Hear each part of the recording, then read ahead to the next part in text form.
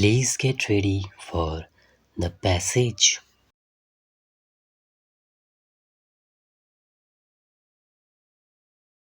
Mr. Chairman, sir, so far as the rural banks are concerned, they will help the rural poor.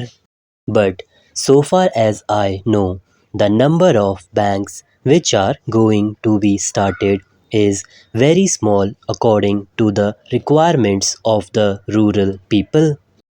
If you want that they should really be helpful to the rural people, you must take into account the 60% population of the rural people who are almost poor peasants or agricultural laborers who require help, who are compelled to go to the moneylender for their existence in their difficult time for their needs.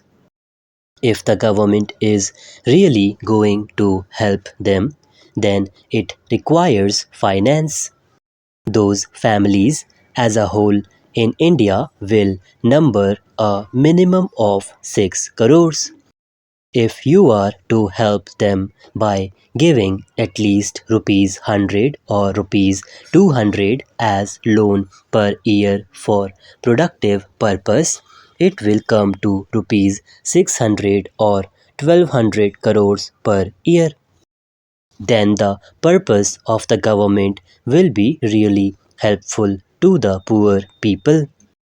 The question is, if you want to give loans to these persons and want to free them from the clutches of the moneylender or the big traders, then you must create a condition so that these poor persons, may be agricultural laborers, may be poor peasants, will be able to utilize the money taken from the bank in a productive way, have some surplus, help his family, and give back the loan taken from bank.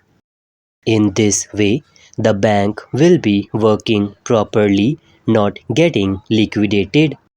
That condition must be created for the poor peasants and the agricultural laborers. This requires that these poor peasants must have sufficient land, proper irrigating facilities, seeds, and all that, so that by utilizing a small plot of land, he can produce sufficiently to maintain his family, to sell the surplus, make a profit, and give back the loan taken from the bank. That condition must be created. That is the basic thing we must think of. How are you going to do that? Without having that in our mind, our efforts will go in a blind way and will not help these poor people. Next comes the agricultural laborer. If you cannot give them land, maybe scheduled castes or scheduled tribes or anybody, you must guarantee the minimum wage to the agricultural laborer. The government guarantee work to the agricultural laborers throughout the year, or at least the rural industries should be developed so that they can get employment in the rural areas during off time when no harvesting or sowing is going on. You must arrange the labor power to be utilized in developing irrigation and other things or some rural industries so that they can employ labor. Then only the agricultural laborer taking loan from the bank can help his family, and the bank will be really helpful. Without this broad outlook in our country, the objective of rural bank to help these poor people will not be fulfilled. I want that the minister should have some such outlook so that it can really help the rural people. For this, a radical land reform is required in the rural areas. The Agricultural Tax Inquiry Committee report or RAY Committee report has already mentioned that 10% of the families are controlling two-thirds of the rural produce. If that is the case, if you are going to help those 90% rural families who are only getting one third of the rural produce, then that system must be changed, and for that, a radical reform is required. You have better seeds and fertilizers and irrigation. Scientists are developing various methods of having sufficient produce from a limited area of land. There is the rotation of crops, etc.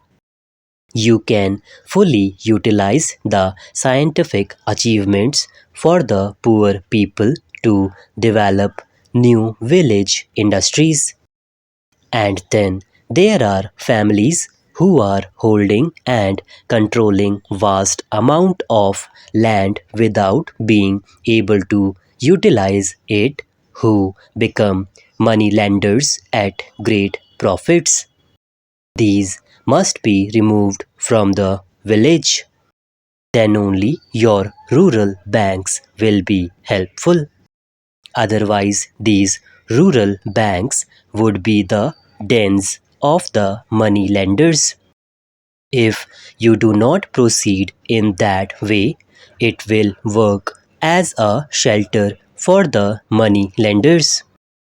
They will take money in the name of agricultural workers and poor peasants and utilize it themselves. If a government officer goes there, well, so many laborers are tilling the land and they will make it appear before the officer that the agricultural laborers are utilizing it. But really speaking, they are nominal. The same things in cooperatives also. Cooperative loans are taken by rich farmers and they utilize it in the villages in the name of the poor people.